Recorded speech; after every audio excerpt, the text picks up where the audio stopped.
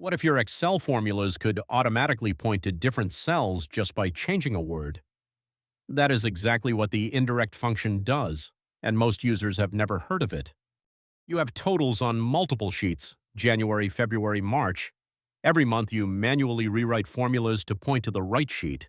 That is slow, error-prone, and completely unnecessary. Here is the setup. Column A holds sheet names like January, February, March.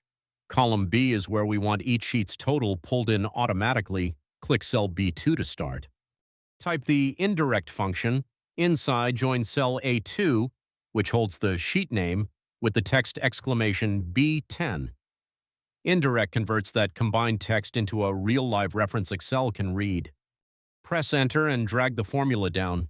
Each row now pulls the total from its own sheet automatically. Change any sheet name in column A and the result updates instantly. Zero manual edits. You just turned a 10-minute monthly chore into one formula. Most Excel users still rewrite references by hand every single time. Subscribe now. I post a brand new time-saving Excel trick every single day.